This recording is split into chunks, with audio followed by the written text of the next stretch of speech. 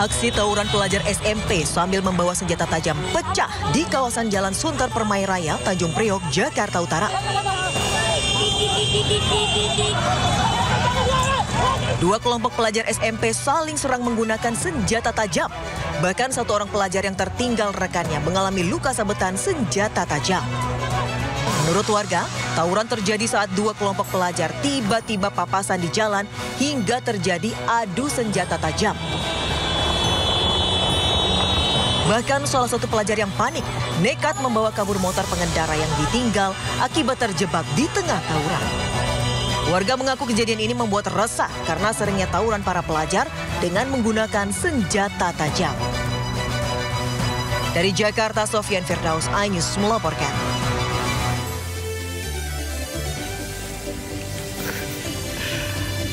Ya ada musiknya, Camar. Puasa, sebentar lagi puasa. Kamu besok puasa nggak?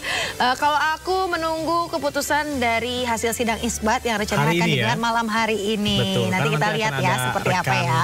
Aya Nufus dan juga Nata Arman yang akan melaporkan langsung dari Kementerian Agama dan juga sejumlah titik nih ya. Iya betul, untuk pemantau hilal ya. Betul. Kalau buat teman-teman Muhammadiyah memang sudah menentukan kalau misalnya puasa akan dilaksanakan besok 1 Maret 2025. Dan memang ada sejumlah daerah pemirsa, maksud kami sejumlah dari pihak-pihak seperti dari Tarekat Naksabandia yang memang sudah melaksanakan puasa lebih awal ya. Islam betul, sudah melaksanakan puasa hari ini bahkan dan menggelar sholat tarawih kemarin malam.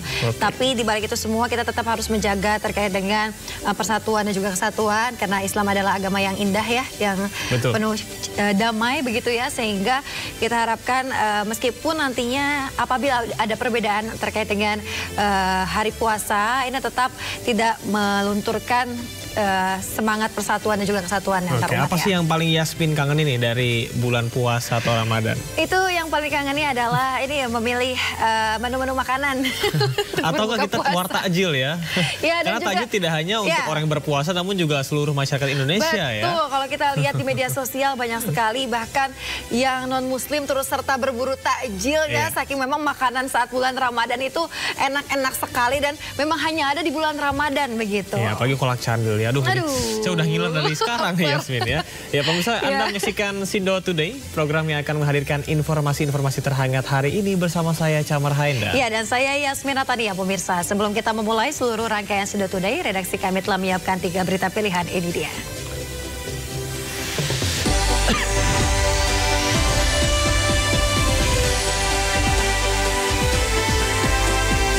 Kericuhan mewarnai eksekusi rumah dan tanah di Maros, Sulawesi Selatan.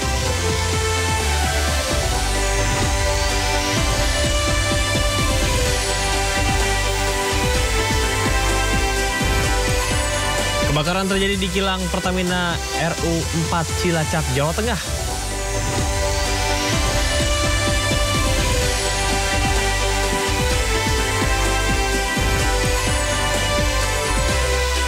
Tersangka mega korupsi BBM Pertamina kini bertambah menjadi 9 orang.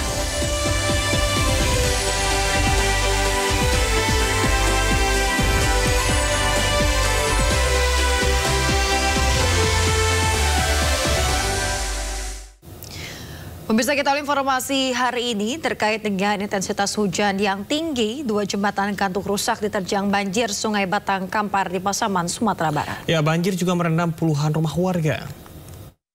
Air semakin naik, jembatan semakin tergendeng ini. Banjir bandang menerjang jembatan penghubung antar kampung di Jorong 5 Pertemuan Muara Sungai Lolo, Pasaman, Sumatera Barat.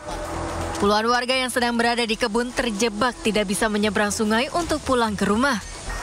Selain jembatan, aliran air sungai di Kampung Kubu Sungkai yang besar dan deras membawa material lumpur dan kayu menghantam beton jembatan dan meluap ke pemukiman warga. Air dengan ketinggian 1 meter merendam lebih kurang 50 rumah dan 1 masjid. Mengantisipasi luapan air semakin besar, warga sekitar bergotong royong membersihkan material yang menyumbat di bagian jembatan. Air mencapai tinggi hingga orang dewasa. Di belakang nampak kami lihat 5 kendaraan sepeda motor terendam banjir. Dan juga di rumah ini berupa pakaian beras, semuanya terendam banjir. Tidak ada korban jiwa, 1 unit rumah hancur dan beton jalan perkampungan rusak akibat terkikis arus air. Dari Pasaman, Sumatera Barat, Ari Yohanes melaporkan. Pemirsa, ratusan rumah di kota Bandar Lampung terendam banjir hingga 2 meter akibat luapan sungai Kalibalau Kencana.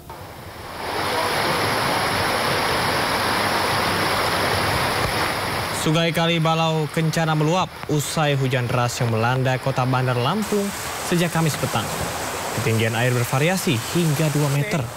Selain merendam pemukiman warga, akses jalan juga terganggu. Sebagian warga mengungsi ke tempat yang lebih aman. Namun banyak juga warga yang memilih bertahan di lantai atas rumah mereka menunggu air surut. Meski kini berangsur surut, namun warga diimbau untuk tetap waspada lantaran diprediksi banjir masih berpotensi terjadi. Kalau di dalam sana seberapa airnya, Om? Di sana ya. Ini. Di bawah. Di bawah seberapa?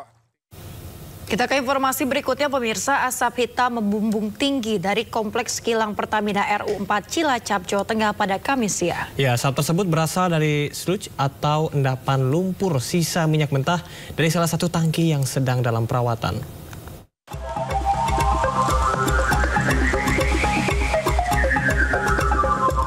Kepulan asap hitam muncul dari salah satu tangki di kilang Pertamina RU4 Cilacap, Jawa Tengah, Kamis siang. Meski kepulan asap hitam membumbung tinggi, namun tak terlihat kobaran api. Asap hitam ini berasal dari flashing atau percikan api saat dilakukan pembersihan dari slag atau endapan lumpur di dalam tangki sehingga tidak menimbulkan kobaran api. Tangki dalam keadaan kosong tak terisi BBM atau minyak mentah. Setelah dilakukan pendinginan selama 4 jam, kepulan asap yang keluar dapat dikendalikan. Pihak Pertamina masih melakukan penyelidikan terkait munculnya api dari endapan lumpur sisa minyak mentah dari tangki yang tidak sedang beroperasi tersebut.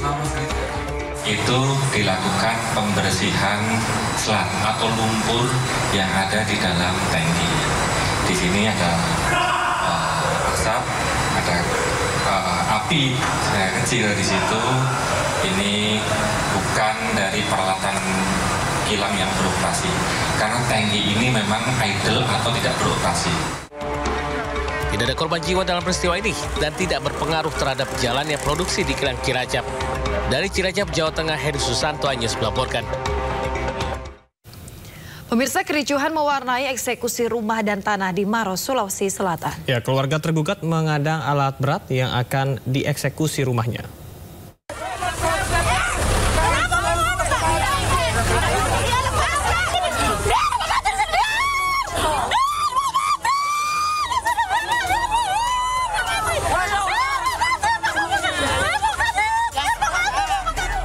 Keluarga tergugat eksekusi lahan dan 2 rumah di Kelurahan Bontoa, Kabupaten Maros, Sulawesi Selatan berusaha mengadang alat berat yang akan mengeksekusi rumahnya.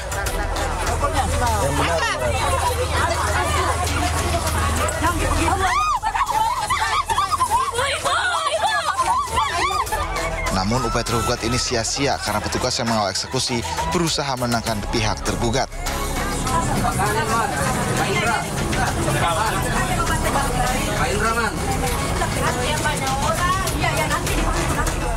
Sengketa lahan ini merupakan kasus antara keluarga dan sepupu terjadi sejak tahun 1982.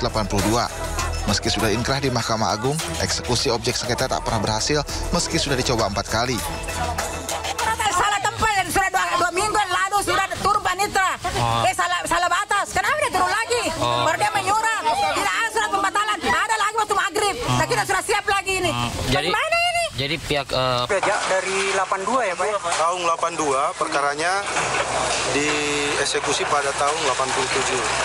Namun karena 2 rumah ini tidak dibongkar sendiri, ada perjanjian dibongkar sendiri, ternyata tidak, akhirnya digugat lagi sama penggugat yang 2 rumah ini.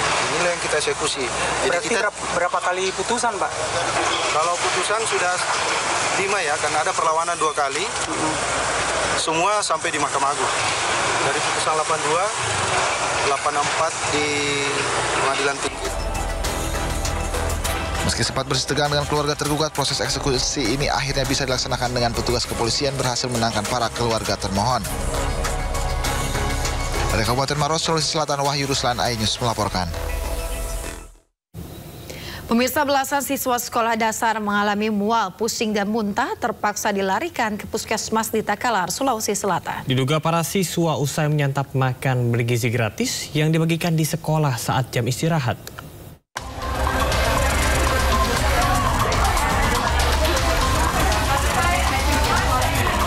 Belasan siswa SD Negeri 58 Lengkese, Kecamatan Mangarabombang, Kabupaten Takalar, Sulawesi Selatan ini terpaksa dilarikan ke IGD Puskesmas untuk menjalani perawatan intensif.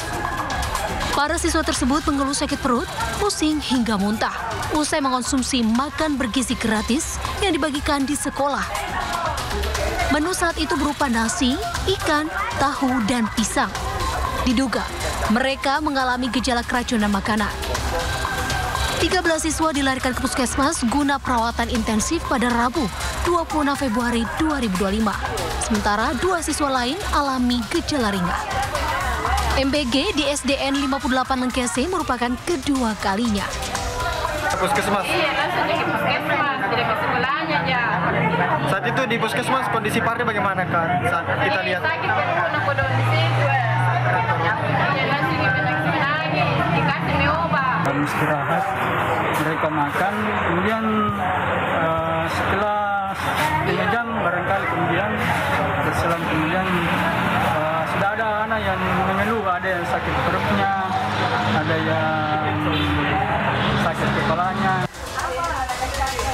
Guna mengetahui penyebab dugaan keracunan, pihak sekolah mengambil seluruh sampel makanan untuk diperiksa di laboratorium di Makassar. Kini kondisi seluruh para siswa telah membaik dan dipulangkan ke rumah. Dari Kabupaten Takalar, Sulawesi Selatan, Bukba Ayus melaporkan. Pemirsa, seorang santri yang masih di bawah umur menjadi korban pencabulan yang dilakukan oleh oknum pengajar di pondok pesantren di Kabupaten Cirebon, Jawa Barat. Aksi itu diakui sudah sebanyak 3 kali dilakukan di lingkungan pondok pesantren.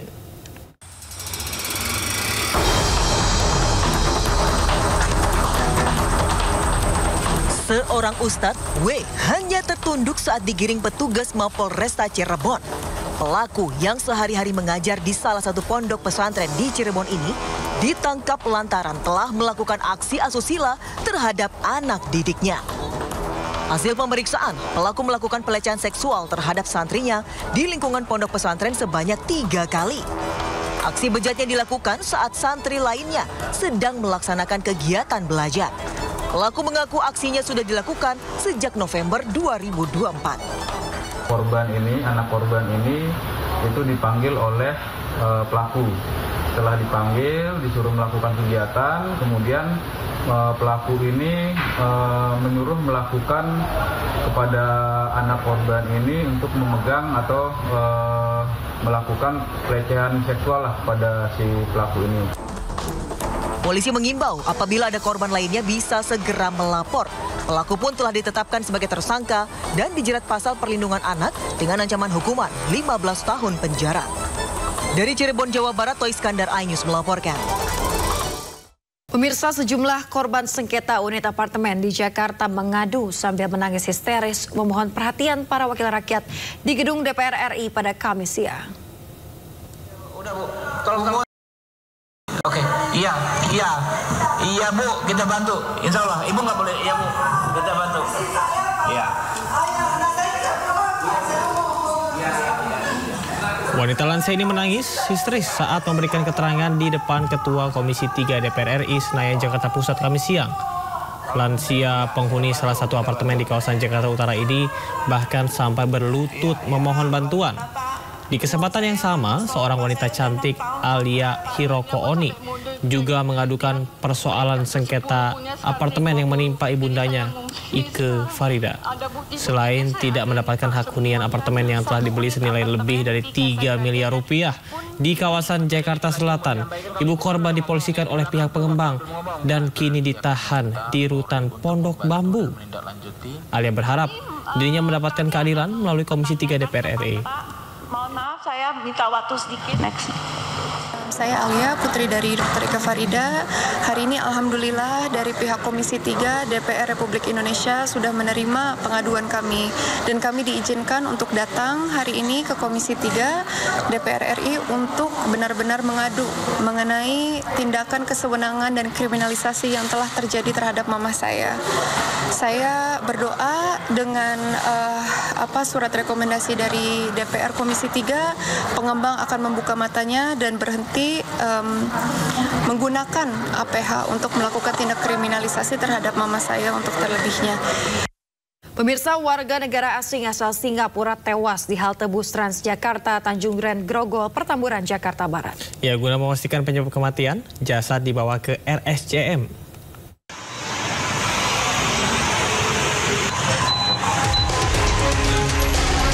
Pria warga negara Singapura berusia 45 tahun ditemukan tergeletak di halte bus Transjakarta Tanjung Duren Grogol, Petamburan, Jakarta Barat. Polisi pun menggelar olah TKP dengan memeriksa kondisi jasad korban. Akibatnya, selama olah TKP, halte bus Transjakarta terpaksa ditutup sementara. Hasil pemeriksaan tidak ditemukan adanya tanda-tanda penganiayaan di tubuh bagian luar. Guna mengetahui penyebab kematiannya, jasad dibawa ke RSCM untuk diautopsi. Warga negara asing Singapura, karena kan kita menemukan beberapa identitas di tasnya, terus yang menunjukkan bahwa yang bersangkutan warga negara Singapura. Kasus ini pun sudah ditangani kepolisian sektor Grogol, Petamburan. Dari Jakarta, Miftahul Gani, iNews melaporkan.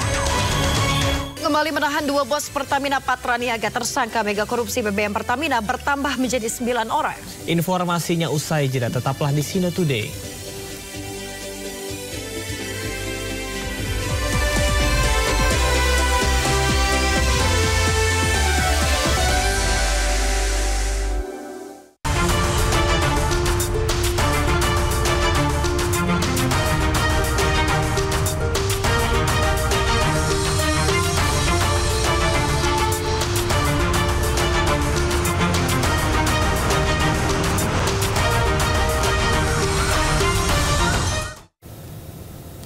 Dan pemirsa, saatnya kita simak pantauan arus lalu lintas. Kami sudah terhubung dengan Brigadir Treslinda dari NTMC Polri yang kini berada di kawasan Simpang PGC Cililitan, Jakarta Timur. Halo Brigadir Treslinda, bagaimana pantauan arus lalu lintas dari tempat Anda melaporkan saat ini? Ya baik, terima kasih rekan saya Camar dan juga Yasmin di studio. Dan selamat pagi pemirsa, seperti yang Anda saksikan di layar kaca Anda saat ini merupakan kondisi arus lalu lintas terkini di kawasan Cililitan, Jakarta Selatan. Di mana yang Anda saksikan ini adalah kendaraan dari arah Cawang yang akan mengarah ke arah Keramat Jati saat ini baru saja lepas dari antrian traffic light, di mana bisa kita lihat dominasi kendaraan pada pagi hari ini lebih didominasi oleh kendaraan angkutan barang, kemudian kendaraan roda 2 dari arah Cawang. Dan antrian kendaraan terjadi dari arah Dewi Sartika, di mana di sana juga lebih didominasi oleh kendaraan roda 2. Dan dari arah Keramat Jati yang akan mengarah ke arah Cawang pada pagi hari ini masih dalam keadaan ramai lancar. Perlambatan kecepatan kendaraan di kawasan ini terjadi hanya pada antrian di traffic light, dan antrian di traffic light ini mencapai 200 meter, di mana hal ini juga berkaitan dengan aktivitas masyarakat maupun anak sekolah yang akan berangkat ke sekolah, dan juga masyarakat yang akan beraktivitas ke perkantoran maupun yang akan melaksanakan kegiatan pada pagi hari ini menjadi salah satu hal yang menyebabkan antrian di traffic light ini mencapai 200 meter. Namun selepas traffic light, kendaraan dapat melaju dengan kecepatan normal. Saat ini sudah ada anggota kami di lapangan. Kami harapkan Anda dapat mengikuti arahan serta petunjuk petugas kami yang berada di lapangan. Hal ini demi menciptakan lalu lintas yang aman dan juga lancar. Dan Camar dan juga Yasmin, kami juga menginformasikan data RSMS Korlantas Polri selama kurun waktu 1 kali 24 jam terjadi 252 kasus laka lantas dengan rincian 28 orang meninggal dunia, 41 luka berat dan 326 orang luka ringan. Dari 252 kasus laka lantas tersebut 100% terjadi di jalan arteri dan penyebab laka lantas mayoritas dikarenakan para pengendara memacu kendaraan dengan kecepatan tinggi. Hal ini sering menjadi faktor penyebab kecelakaan lalu lintas di jalan raya. Untuk itu kami harapkan Anda untuk dapat mematuhi batas kecepatan kendaraan di jalan raya. Kemudian sebagai informasi pemirsa, perbedaan antara surat tanda nomor kendaraan adalah untuk pengoperasian kendaraan pada saat jalan. Namun kami menginformasikan bahwa kepemilikan legalitas kendaraan dibuktikan dengan buku tanda kepemilikan bermotor atau BPKB. Hal ini untuk membantu pihak kepolisian pada saat kendaraan Anda mengalami tindak pidana. Pastikan Anda punya BPKB kendaraan Anda. Hal ini membantu dalam proses hukum kepolisian pada saat Anda memiliki BPKB. Untuk itu kami harapkan Anda tidak memilih ataupun membeli kendaraan bodong, sehingga hal ini juga membantu dalam hal penyelidikan tindak pidana saat kendaraan Anda bermasalah di jalan. Dan bagi Anda yang akan mengupdate informasi-informasi seputar arus lalu lintas terkini, kami siap melayani Anda di 15669 ataupun melalui SMS center kami di 9119. Demikian Brigadir Treslinda melaporkan langsung dari kawasan Cililitan, Jakarta Timur. Kembali ke Yasmin dan juga Camar di studio, silakan. Ya, baik, terima kasih Brigadir Treslinda atas laporan Anda dari kawasan Cililitan, Jakarta Timur. Selamat bertugas kembali dan salam presisi.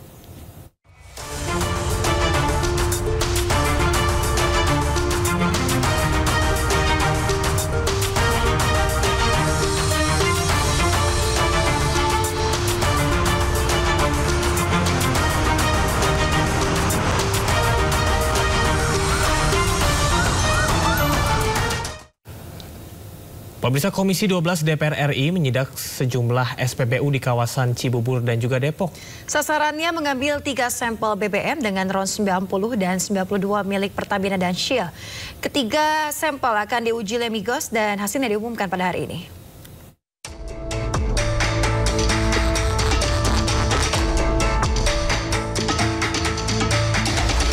Komisi 12 bersama perwakilan Balai Besar Lemigas dan Ditjen Migas Kementerian ESDM menyidak SPBU Pertamina Jambore Cibubur, Jakarta Timur. Petugas mengecek dan mengambil sampel BBM jenis Pertalite dengan RON 90 serta Pertamax RON 92. Menurut Wakil Ketua Komisi 12, dari hasil sementara pengecekan awal, kedua jenis BBM tersebut tidak ditemukan adanya indikasi BBM oplosan. Namun kedua sampel tersebut tetap akan dibawa ke lab Balai Besar Lemigas untuk diuji. Nantinya hasil uji tersebut akan diumumkan langsung oleh Menteri ESDM Bahlil Lahadalia hari ini. Selain di SPBU Pertamina, sampel BBM RON 92 juga diambil dari sejumlah SPBU swasta. Seluruhnya kemarin bahkan di rapat kerja juga diakui oleh Shell, oleh Vivo, oleh AKR. Mereka semua melalui program sertifikasi kayak model inilah, diuji dulu. Kita tidak dalam rangka, kita ini satu menguji sampel ini untuk diuji ke Lemigas nanti. Insya Allah memastikan ini kesesuaian Pertamina dan Vivo. Tapi Vivo tidak ada subsidi di situ kan. Vivo dengan harga pasar, kalau nggak salah harganya 12.000 lebih ya, 12.000. Kalau di sini harga ini 10.000 kan. Sidak dilakukan menyusul beredarnya dugaan BBM Pertamax oplosan, buntut dugaan korupsi tata kelola minyak PT Pertamina Patraniaga yang menjerat para petingginya. dari Jakarta melaporkan. Kerugian negara akibat mega korupsi BBM Pertamina menembus angka fantastis mencapai hampir 1.000 triliun rupiah. Tersangka mega korupsi BBM Pertamina kini bertambah menjadi 9 orang. 2 tersangka baru yang juga merupakan bos Patra Niaga terbukti melakukan tindak pidana markup atas persetujuan Dirut Pertamina Rifa Siahaan.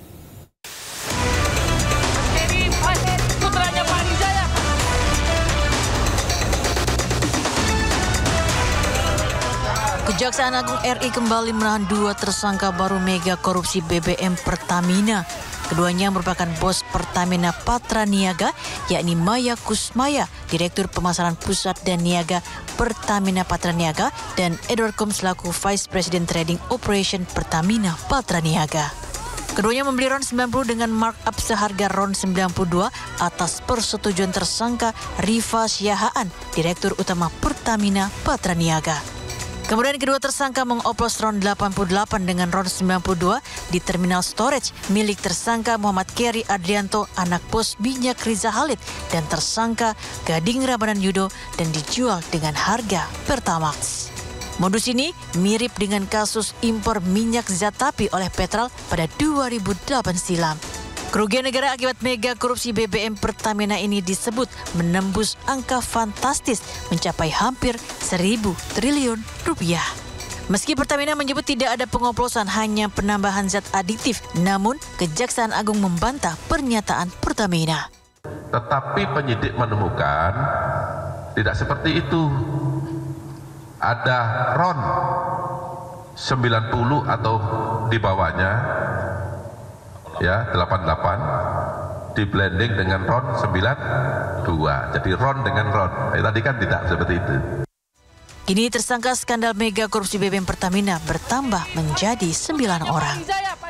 Terhadap 2 tersangka tersebut, setelah dilakukan pemeriksaan secara maraton, tadi mulai jam 3 sampai dengan saat ini, penyidik telah menemukan bukti yang cukup bahwa kedua tersangka tersebut diduga melakukan tindak pidana bersama-sama dengan 7 tersangka yang kemarin telah kami sampaikan.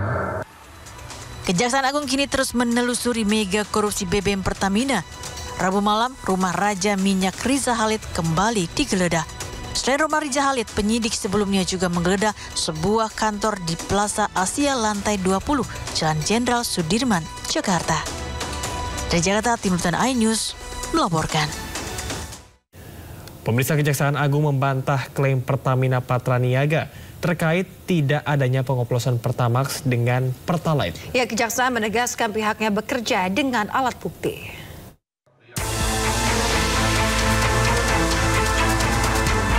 Kejaksaan Agung menegaskan temuan dugaan Pertamax dioplos dengan Pertalite diperoleh dari keterangan saksi yang telah diperiksa penyidik.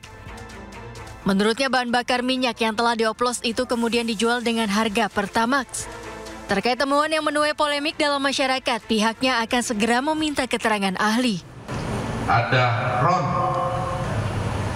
ya 88 di blending dengan RON 92.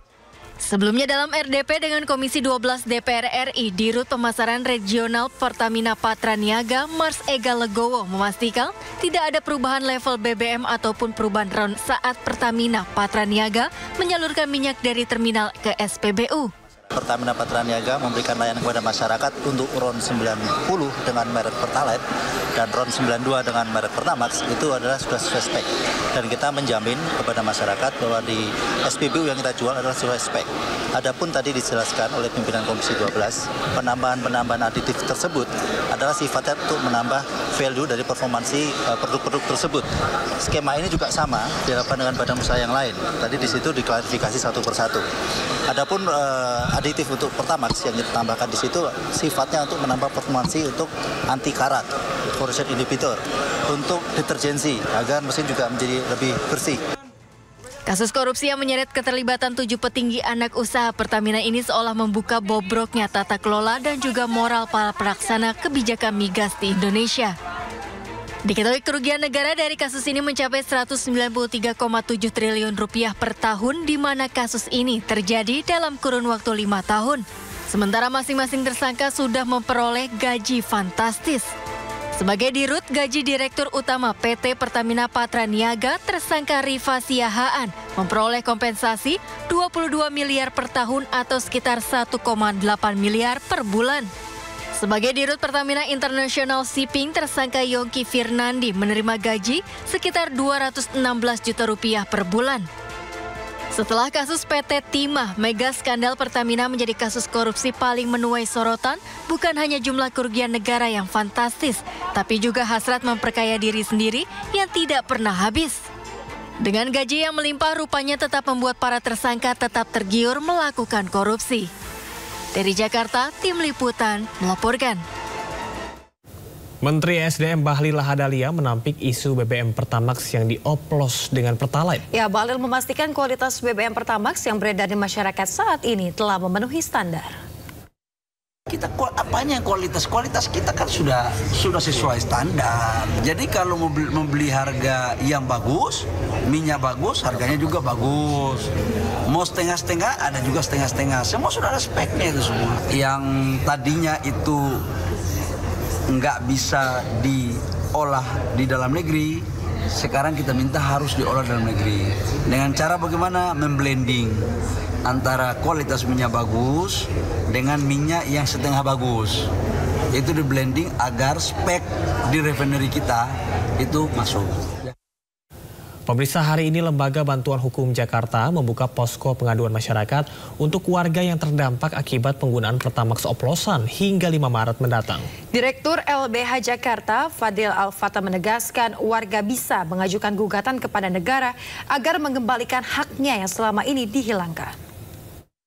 Nah, ketika masyarakat, warga atau publik merasa dirugikan dengan adanya dengan adanya dugaan pengoplosan RON 92 ini, kami pikir silakan datang kepada kami, adukan persoalan seperti apa, dan kita akan rumuskan dan diskusikan bersama. Kita bisa ajukan gugatan warga negara atau citizen lawsuits untuk meminta negara mengeluarkan kebijakan yang mengembalikan atau memulihkan hak warga negara yang selama ini dilanggar. Kalau konteksnya kemudian implementasi kebijakan yang buruk yang berdampak pada kerugian warga, itu bisa diajukan gugatan perwakilan kelompok atau class action untuk menuntut ganti rugi dari tindakan atau implementasi buruk suatu kebijakan yang berdampak pada masyarakat.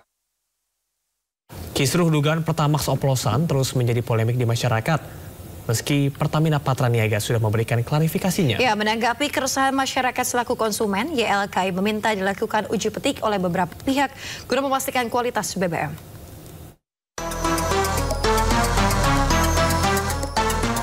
Pasca Kejaksaan Agung membongkar adanya dugaan praktik pengoplosan Pertalite menjadi Pertamax sebagai salah satu modus yang dilakukan oleh para tersangka dalam dugaan mega skandal korupsi BBM Pertamina, YLKI pun angkat bicara. Pihaknya mendesak Dirjen Migas segera melakukan pengecekan dan inspeksi terhadap seluruh kualitas BBM Pertamax yang terdapat di penampungan ataupun kilang-kilang Pertamina. Jika terbukti ada kecurangan, masyarakat yang merasa dirugikan berhak meminta ganti rugi kepada Pertamina. Kemudian Dirjen Migas harus mengumumkan hasilnya kepada masyarakat. Masyarakat bisa melakukan uji petik tentang kualitas itu. Meminta siapa? Ya pokoknya ya meminta Pertamina, mungkin melalui organisasi konsumen, perwakilan konsumen gitu, meminta Pertamina mengizinkan perwakilan konsumen itu untuk melakukan uji petik. Gitu, artinya benar nggak kualitas itu? Tentu saja misalkan contohnya organisasi konsumen melibatkan institusi terkait yang berwenang untuk melakukan itu gitu. Nanti juga kami meminta Pertamina juga memberi sanksi bagi rekanan yang memang melakukan penyimpangan.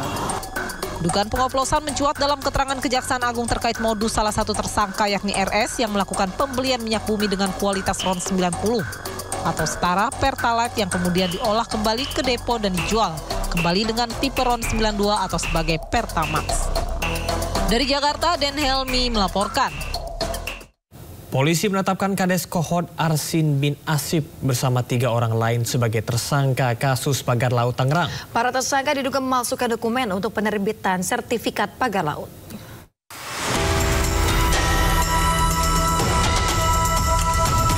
Kepala Desa Kohot Arsin bin Asip ditetapkan sebagai tersangka kasus pemalsuan dokumen sertifikat HGB dan SHM Pagar Laut Tangerang, Banten. Selain Kades Kohot, polisi juga menetapkan 3 orang lainnya termasuk Sekdes Kohot. Para tersangka juga telah dicekal untuk bepergian ke luar negeri.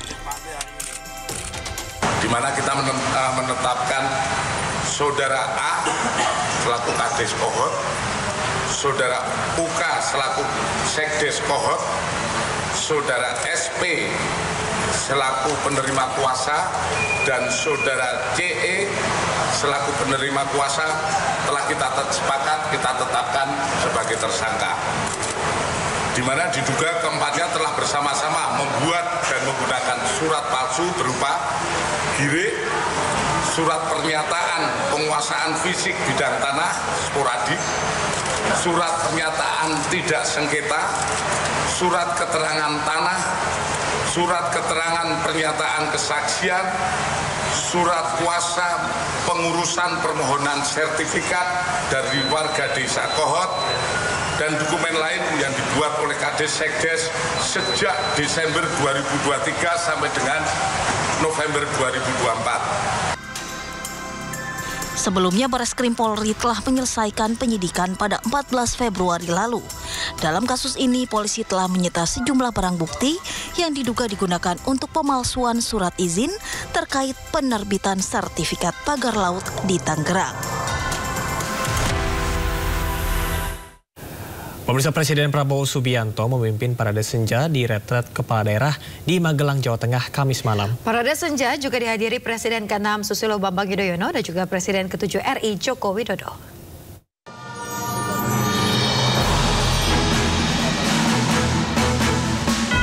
Presiden Prabowo Subianto memimpin Parade Senja di Retret Kepala Daerah di Magelang, Jawa Tengah, Kamis malam.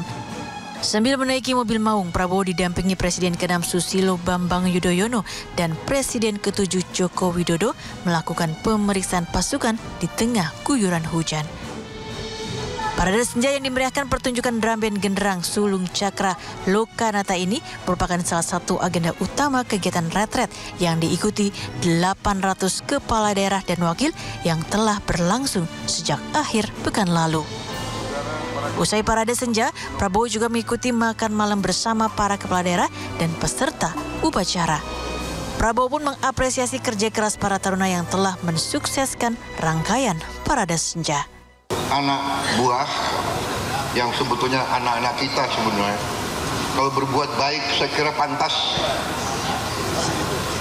bapaknya memberi penghargaan. Akan menggunakan hak prerogatif saya memerintahkan Panglima TNI untuk memerintahkan gubernur-gubernur Akademi Militer dan juga kepada Kapolri memerintahkan Gubernur Akademi Kepolisian untuk memberi tambahan 2 hari istirahat. Bertepatan di acara gala dinner, Prabowo juga sempat memberikan ucapan selamat untuk Wali Kota Depok dan Singkawang yang berulang tahun kemarin. Dari Magelang, Jawa Tengah, Tim Liputan iNews melaporkan.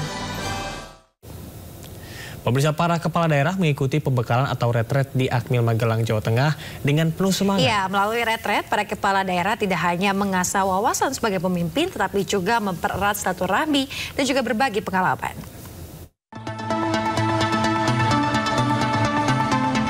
Para kepala daerah mengikuti seluruh agenda pembekalan atau retret di Akmil Magelang, Jawa Tengah penuh antusias. Suhu dingin lebat tidar tidak menyurutkan semangat mereka untuk mengikuti retret hingga hari akhir.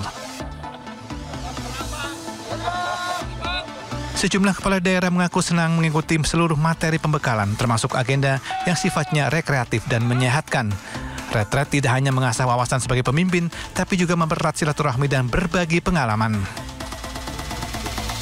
Makanan cukup baik ya, menu bergizi. Menu bergizi, jadi bukan anak sekolah aja, kita juga dapat menu bergizi di sini. Soal pembekalan gimana Pak? Pembekalan kemarin kita fokus di ketahanan nasional, wawasan Nusantara dan geopolitik. Ini yang dapat manfaat besar seluruh kepala daerah, khususnya yang terluar dan berbatas dengan negara lain. Sementara kepala daerah lain menilai retret juga memperkuat jiwa korsa mereka. Retret merupakan bagian dari program pembinaan kepemimpinan dengan tujuan mempererat kerjasama, meningkatkan kinerja, serta membahas berbagai isu strategis terkait pemerintahan dan pembangunan daerah. Dari Magelang, Jawa Tengah, Tim Liputan melaporkan. Pemirsa, retret kepala daerah di Akademi Militer Magelang menyisakan sejumlah cerita. Ya, momen-momen unik terjadi justru di belakang layar pembekalan kepala daerah. Teman-teman, inilah nasib kalau bapak-bapak disuruh pakai setrika uap. Inilah video Wali Kota Kupang, Christian Widodo, dan Wali Kota Palangkaraya, Fairit Naparin, yang viral di sosial media. Di mana keduanya mengunggah momen penuh canda di sela-sela retret. Alih-alih ingin merapikan baju, namun keduanya malah nampak kebingungan menggunakan setrika uap yang menjadi salah satu fasilitas di penginapan. Selanjutnya ada momen unik saat Wamendagri Bima Arya menemui Supian Suri yang sedang mengelap sepatu hitamnya di barak tempat penginapan. Seketika Supian Suri merasa kaget sambil menahan tawa. Wali Kota Depok itu langsung kagok saat ketahuan membersihkan sepatunya sendiri. Ya, di balik keseriusan agenda retret kepala daerah, terselip momen-momen santai penuh canda tawa bagi para peserta. Retret di Akmil Magelang, Jawa Tengah, selain untuk mensinkronisasikan visi dan misi pemerintah dan para kepala daerah, juga bertujuan untuk mempererat kebersamaan dan meningkatkan disiplin kepemimpinan. Ini sangat baik bagi para kepala daerah, cuma mungkin sekedar masukan biar jadwalnya tidak terlalu padat, sehingga kami juga punya waktu interaksi dengan para kepala daerah yang lainnya. Mungkin lebih diperbanyak diskusi-diskusi dalam kelompok kecil, saling berbagi untuk daerah-daerah yang unggul dalam segi misalnya peningkatan PAD, misalnya dalam rangka SPBE atau digitalisasi birokrasi. Ketika orang-orang ini, para kepala daerah ini punya kemajuan-kemajuan daerahnya bisa di-sharing dengan kepala-kepala daerah yang lain. Baik buat kami kepala daerah, di mana dari sisi disiplin waktu dulu, ya kita jadwalnya sudah begitu padat sampai jam 21 dan semua pemberi materi itu, narasumber itu ya berkompeten dan dengan materi-materinya yang cocok buat kami di daerah. Harapannya dalam periode ke depan, Indonesia memiliki para pemimpin yang bisa diandalkan dan menjadi tumpuan yang baik bagi masyarakatnya. Tim Liputan melaporkan. Ketua Umum DPP Partai Perindo, Angela Tanusudibio, beserta jajaran pengurus pimpinan pusat menghadiri penutupan Kongres ke-6 Partai Demokrat di Jakarta. Kehadiran Angela menjadi bagian dari solidaritas antar partai politik dalam membangun komunikasi dan kolaborasi ke depan. Dalam acara penutupan Kongres ke-6 Partai Demokrat yang dihadiri Presiden Prabowo Subianto, Agus Harimurti Yudhoyono kembali terpilih secara aklamasi sebagai Ketua Umum Partai Demokrat periode 2025 hingga 2030. AHY juga berkomitmen untuk mendukung penuh asta-cita pemerintahan Prabowo Subianto dan Gibran Rakabuming Raka.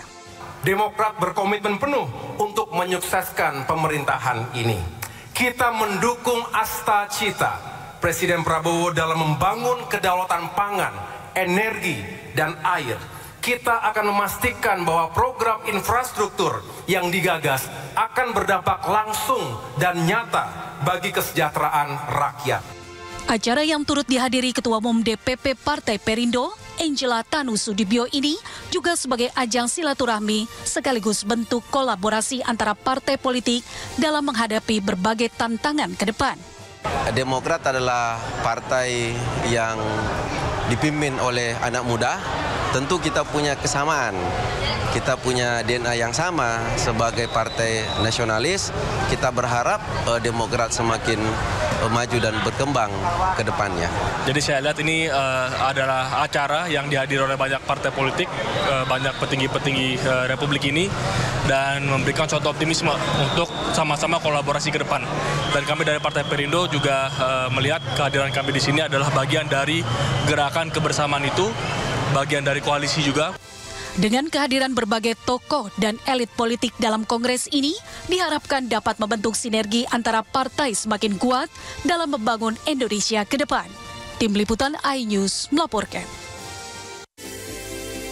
Jemaah Tarekat Naksabandiah mulai melaksanakan sholat tarawih pertama di Kota Padang, Sumatera Barat pada Rabu malam. Informasi lengkapnya usai jeda, tetaplah di Sindo Today.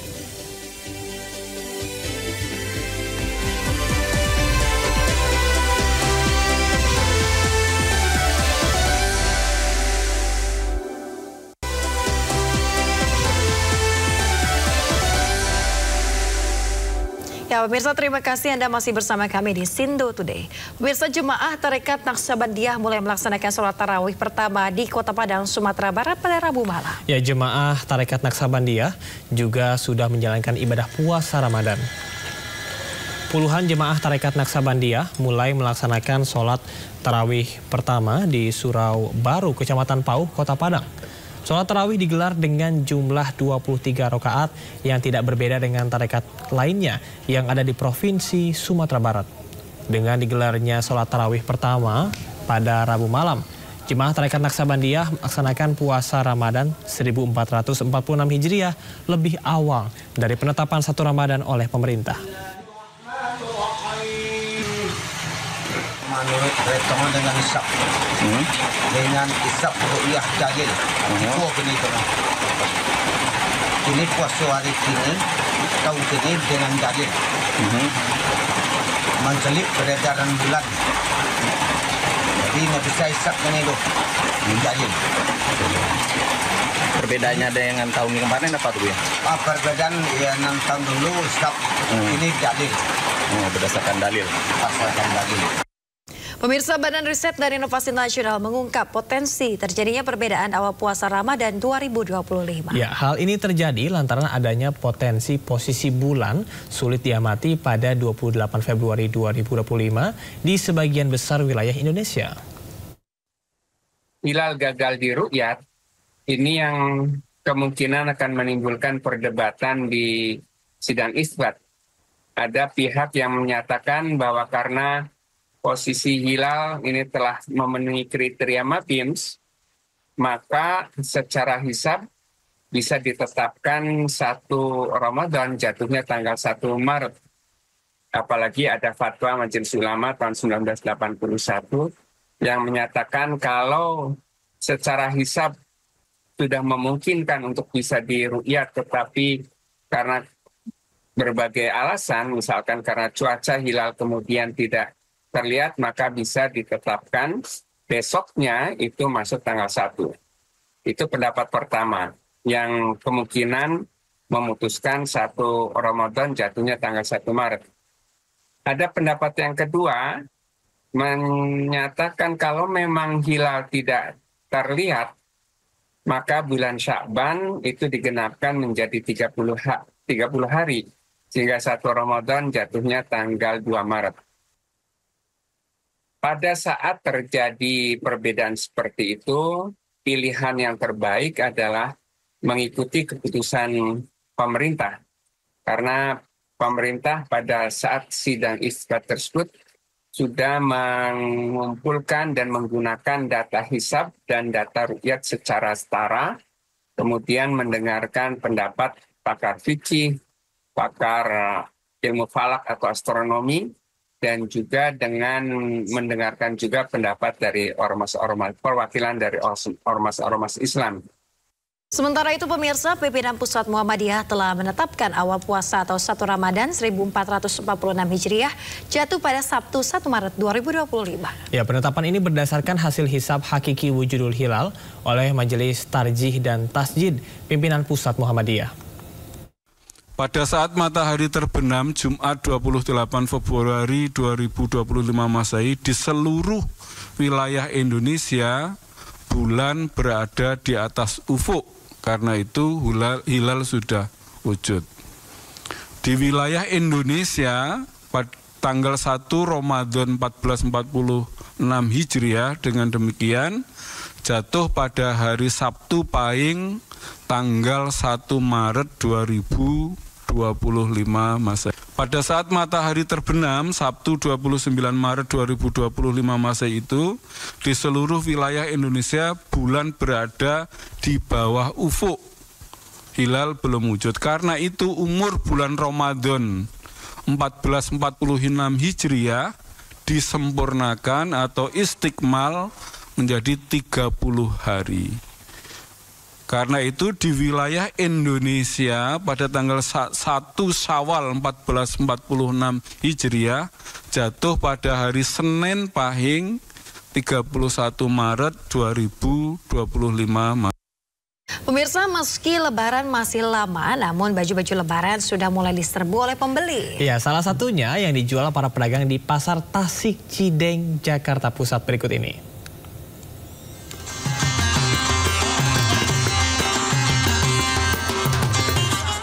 Pemirsa, meskipun belum memasuki bulan suci Ramadan tahun 2025, para pedagang sudah mulai menggelar lapak mereka untuk pedagang berbagai busana tentunya di Pasar Cideng, Tasik tentunya. Dan ini saya ingin menunjukkan pada Anda, pemirsa, bahwasanya ada beragam busana tentunya untuk persiapan Lebaran. Ada berbagai jenis gamis seperti gamis midi Malaysia dan juga beberapa gamis seperti gamis cutball tentunya. Dan ini unik sekali, pemirsa, mereka berdagang dengan cara menggelar mobil. Mereka berdatangan dari berbagai wilayah seperti dari Tasikmalaya dan juga Bandung dan mulai menggelar lapak mereka ataupun kendaraan mereka sejak pukul 5 pagi hingga 11 siang waktu Indonesia Barat. Pasar Tasik di Cideng, Jakarta Pusat memang jadi tujuan pembeli aneka busana muslim, mulai dari gamis, mukena hingga baju koko. Harganya pun bervariasi mulai dari Rp50.000. Ini tuh udah sering dengar kalau di sini tuh langsung dari tangan pertama konveksi, otomatis kami kalau ngambil ke sini kan tangan pertama tuh kita nggak bisa jual mahal gitu, jadi bisa ngambil untung sedikit terus dapat model yang banyak. Ada ratusan pedagang di Pasar Tasik, sebagian besar berasal dari Tasikmalaya, Jawa Barat. Nama kota Tasikmalaya inilah yang kemudian menjadi sebutan Pasar Tasik. Meski demikian ada juga pedagang dari luar Tasikmalaya. Mendekati Lebaran, biasanya Pasar Tasik ini akan semakin ramai didatangi pembeli. Tapi ingat ya, Pasar Tasik ini hanya buka pada hari Senin dan Kamis saja. Dari Jakarta, Syahriza Zinski dan Irian Sawayudi, iNews melaporkan. Pemirsa, Pasar Tasik sudah mulai ramai jelang Ramadan ya ini. Ibu-ibu pun sudah berburu baju lebaran sebelum puasa tiba. Kalau di Pasar Rawamangun, Camar dan juga pemirsa, kira-kira seperti apa situasinya saat ini? Apakah memang jelang Ramadan harga barang-barang mengalami kenaikan? Sudah ada rekan kami, ada rekan Hamzah Hasibuan yang berada di sana. Iya, kita akan langsung memantau dengan rekan Hamzah. Hamzah, bagaimanakah situasi dan kondisi di Pasar Rawamangun pagi ini? Apakah sudah ramai pembeli? Ya, Camar, Yasmin dan juga pemirsa, Pasar Rawamangun ini sebelumnya ini sudah dipadati oleh pembeli sejak pagi tadi dan menjelang Ramadan tahun 1446 Hijriah ataupun di tahun 2025 ini beberapa bahan pangan ini sudah mulai naik harganya. Kami saat ini sudah berada di salah satu kios yang menjual berbagai bahan pangan yaitu cabai dan juga bawang. Di sini ada beberapa harga yang sudah informasinya sudah melonjak seperti cabai rawit yang merah ini harganya sudah mencapai harga 100.000 hingga 120.000, di mana sebelumnya ini hanya berkisar di harga 30 hingga 50.000 rupiah saja. Dan terkait dengan cabai rawit hijau, ini juga dijual yang sebelumnya di harga 30 ribuan hingga saat ini sudah mencapai di harga 80.000 rupiah. Selain itu cabai merah ini juga kami mendapatkan informasi mencapai harga 80.000, di mana tadinya dijual hanya 30.000 rupiah. Sedangkan bawang putih dan bawang merah ini yang sebelumnya di harga Rp40.000 sekarang sudah mencapai di harga Rp50.000 hingga Rp60.000. Kami juga sebelumnya sudah sempat berkeliling dan bertanya kepada beberapa penjual ataupun kios, di mana sebelumnya harga daging ini berkisar di antara 120 ribuan, saat ini sudah mencapai harga 150.000. Dan saat ini Camar, Yasmin dan juga pemirsa, saya akan coba bertanya kepada salah satu penjual di Pasar Rawamangun, Jakarta Timur. Selamat pagi, Bapak. Ya. Selamat pagi, dengan Bapak siapa, Pak? Pak Murni.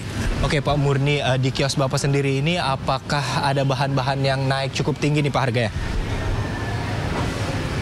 Oh, ini cabai ini yang ini ya. Cabai merah ya, Pak? Ya. Berapa harganya sekarang, Pak? Biasanya ini 40, sekarang udah 80. cabai rawit sendiri sekarang? Ini yang biasanya 75 nih. Ini di induknya udah 11. Jualnya 12. Dari sekarang udah 120.000. Iya. Selain itu kalau untuk bawang merah, bawang putih sekarang? Ini gila juga nih. Ini sekarang biasanya 40 udah bagus. Sekarang udah 45. Oke, Pak Murni, menjelang Ramadan ini apakah stok untuk bawang dan cabai ini aman gitu, Pak? Kelihatannya ini bawang merah ini kosong nih. Jadi lagi sulit stoknya, Pak? Oke, yang terakhir mungkin Pak untuk harapannya mungkin Pak untuk stok yang sekarang masih kurang ke depannya gimana Pak? Ya ini kalau ini Pak nggak bisa di stop Pak. Ini bawang merah ini kalau stop busuk. Ini nggak bisa, harus baru ya. Ya kecuali kentang bisa juga dikit. Ini kalau ini barang muda ini nggak bisa disimpan, busuk, rugi jadinya itunya ya. Itu. Oke, kalau untuk pelanggan sendiri mungkin Pak ini apakah ada pengurangan jumlah pelanggan Pak? Enggak juga. Ya kalau langganan kalau misalnya naik itu ambil untungnya tipis. Asal jangan lari aja itu aja ya. Siap, terima kasih banyak Pak Murni, semoga sukses selalu. Ya, Camar, Yasmin dan juga pemirsa, itu dia terkait dengan kondisi harga-harga bahan pangan khususnya cabai dan bawang di Pasar Rawamangun, Jakarta Timur. Sebelumnya Pemprov DKI Jakarta ini juga sudah memastikan bahwa stok ataupun jumlah dari bahan-bahan pangan yang dibutuhkan oleh masyarakat ini dipastikan dapat berlangsung ataupun dapat dipastikan aman hingga 6 bulan ke depan. Sementara itu, Camar dan Yasmin. Baik, terima kasih. Terima kasih untuk rekan Hamzah yang melaporkan langsung dari Pasar Rawamangun, Jakarta. Selamat bertugas kembali.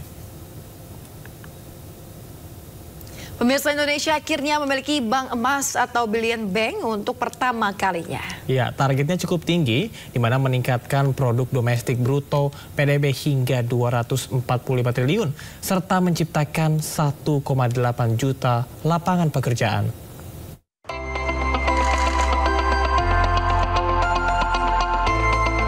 Ditandai dengan memasukkan batangan emas ke dalam treasure box, Presiden Prabowo Subianto meresmikan Bank Emas atau Bullion Bank di Gade Tower, Jakarta Pusat.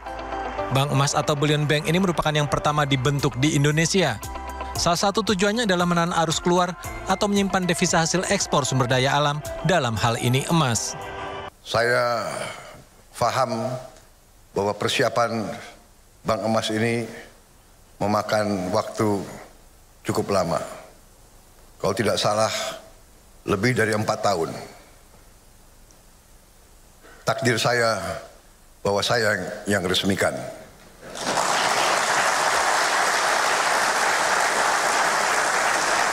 Sekali lagi, saya harus ucapkan terima kasih Pak Jokowi. Presiden Prabowo menambahkan, dari hulu hingga hilir, emas akan diolah dan disimpan di dalam negeri, tidak mengalir ke luar negeri. Bank Emas diharapkan dapat meningkatkan produk domestik bruto hingga 245 triliun rupiah dan membuka 1,8 juta lapangan kerja. Sesuai aturan OJK, Bank Emas atau Bullion Bank memiliki beberapa fungsi, di antaranya layanan penyimpanan emas, pembiayaan emas, perdagangan, dan penitipan emas. Bank Emas akan dikelola 2 BUMN, PT Pegadaian, dan Bank Syariah Indonesia atau BSI. Menteri BUMN Erick Thohir menambahkan, saat ini terdapat sekitar 1.800 ton emas yang disimpan masyarakat di luar sistem perbankan. Pembentukan Bank Emas diharapkan dapat menarik simpanan emas ke dalam sistem keuangan formal untuk dimanfaatkan mendorong pertumbuhan ekonomi nasional. Tim Liputan iNews melaporkan. Pemirsa, jelang bulan suci Ramadan, bantuan kemanusiaan untuk Gaza Palestina melalui perbatasan Yordania terus didistribusikan. Pengiriman bantuan dikawal tentara kerajaan Yordania.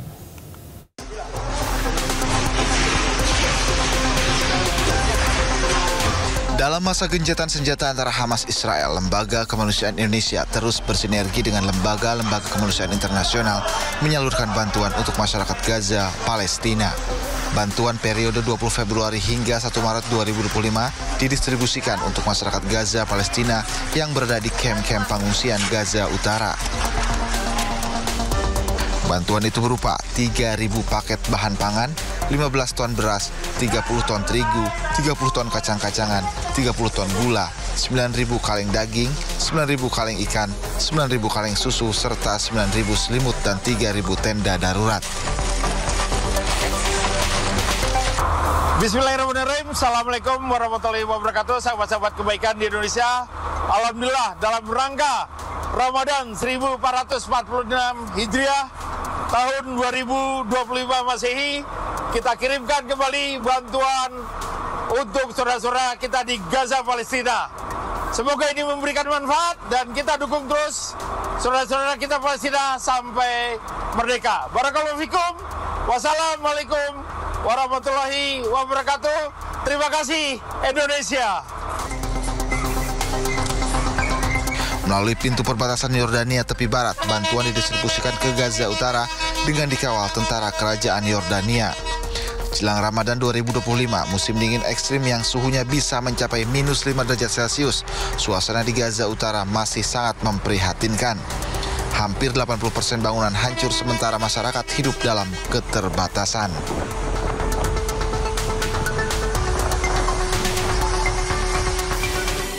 Ramadan, warga melakukan tradisi ciblonan dan pengambilan air dari 7 mata air di Purbalingga, Jawa Tengah. Informasinya usai jeda, tetaplah bersama kami.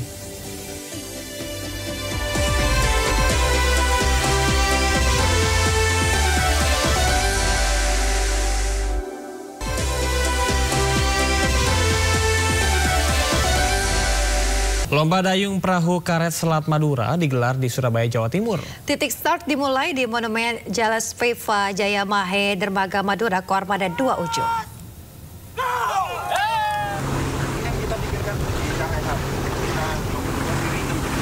"19 tim dari Satuan Pelaksana Pasmar 2 peserta lomba dayung perahu karet menempuh jarak 20 km.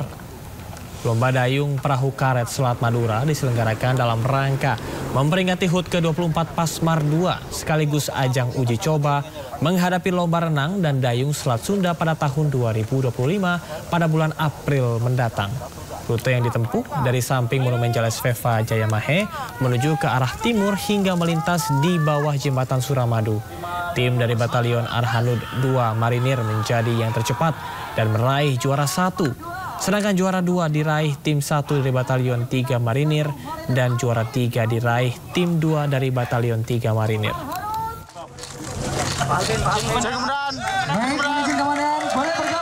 Kemampuan dayung ini akan menciptakan mental dari para prajurit yang tangguh, kemudian memiliki kekompakan dan kebersamaan di antara para prajurit, kemudian juga memiliki sinergitas di antara para prajurit yang melaksanakan lomba dayung tersebut.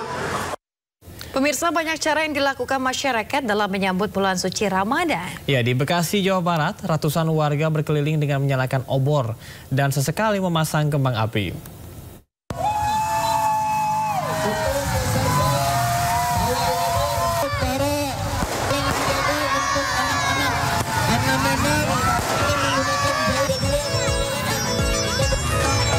Sukacita.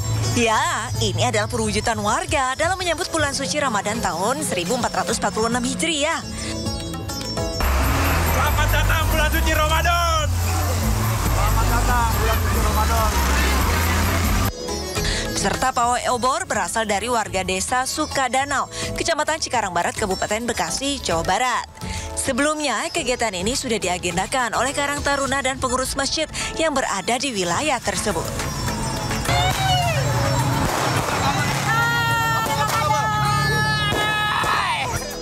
Kegiatan hari ini alhamdulillah berjalan lancar, cuaca juga cerah, peserta alhamdulillah sangat antusias sekali.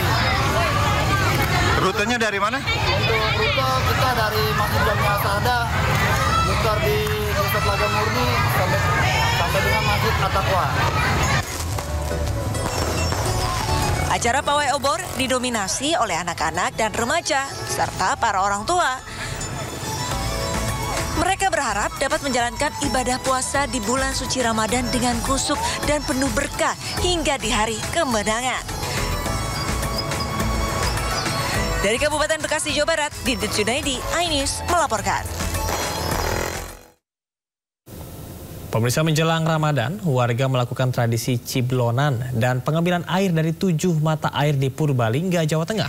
3 gunungan hasil bumi pun diarak sebagai bentuk rasa syukur kepada Yang Maha Kuasa.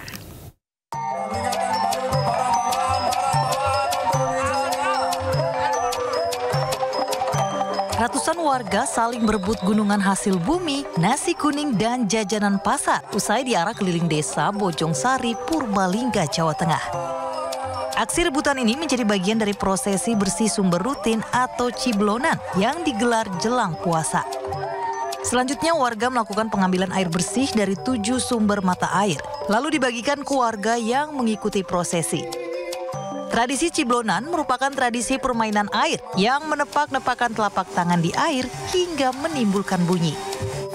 Sedangkan mandi di sumber dipercaya sebagai ritual membersihkan diri agar bisa menjalankan puasa Ramadan dengan hati bersih. Rebutan banget itu. Kenapa sih sampai rebutan kayak gitu? Ya pengennya kan punya banyak. Macam-macam itu loh, ada buah, ada sayur, dapat segala macam. Kenapa? Bentuk berkah apa gimana? Alhamdulillah dapat berkah insya Allah. Lancar, harapannya lancar puasanya, ikannya juga lancar, sehat selamat. Warga mengaku tradisi menjaga kebersihan diri jelang puasa ini menjadi simbol penjagaan 7 mata air yang menjadi sumber kehidupan warga di Kabupaten Purbalingga. Dari Purbalingga, Jawa Tengah, Catur Edi Purwanto, iNews melaporkan.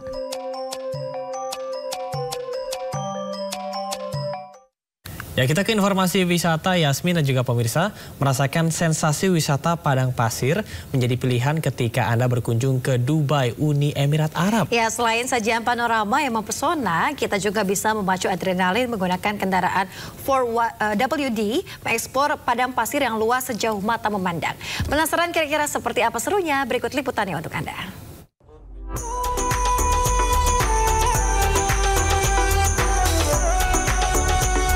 Jalan-jalan ke Dubai tak lengkap rasanya jika tak mencoba wisata gurun pasirnya. Lokasi desert safari yang tak jauh dari jantung kota Dubai, Uni Emirat Arab. Tepatnya 1 jam waktu tempuh, kalian bakal disuguhkan panorama padang pasir yang luas sejauh mata memandang. Cara yang paling seru mengeksplor gurun pasir nan indah ini dengan mengendarai kendaraan 4WD. Yang pasti dilakukan oleh pengemudi profesional ya. Merasakan sensasi naik turun bukit pasir, menanjak hingga menuruni gurun. Benar-benar memacu adrenalin banget dan pastinya seru abis. Sambil menunggu matahari tenggelam, kita juga bisa mencoba menunggangi unta. Yang menjadi salah satu kegiatan favorit wisatawan yang datang ke sini. Pengunjung akan diminta bergantian naik unta mengitari satu area yang memang sudah ditentukan. Momen langka di lokasi yang indah ini pastinya dimanfaatkan para pengunjung untuk bersuah foto ataupun mengambil video yang pastinya sangat menarik untuk dijadikan postingan di media sosial. Tadi nyobain kegiatan apa aja nih? Iya, kami tadi melakukan off-road. Ya, off-road dengan menggunakan GMTA. Pasir, baik dan keren. Mantap. Bagaimana tadi perasaannya Bapak Ibu? Wah, keren banget. Pokoknya gaspol, seru. Puas menikmati indahnya panorama gurun pasir, gak lengkap rasanya kalau nggak mencicipi aneka hidangan khas Uni Emirat Arab. Hidangan dan lezat bisa kita santap sambil menyaksikan tarian serta atraksi unik dan seru dari sejumlah wilayah yang ada di sekitar Dubai. Dari Dubai, Uni Emirat Arab, tim liputan iNews melaporkan. Dan pemirsa, informasi tadi sekaligus mengakhiri Sindo Today hari ini. Anda bisa mendapatkan informasi terkini dan terbaru melalui portal yang menghadirkan berita daerah, berita nasional, serta berita internasional lengkap di sindonews.com. Ya, mewakili kerabat kerja yang bertugas pemirsa, saya Yasmin Natania. Dan saya Camar Haina pamit undur diri. Terima kasih, selamat beraktivitas, dan sampai jumpa.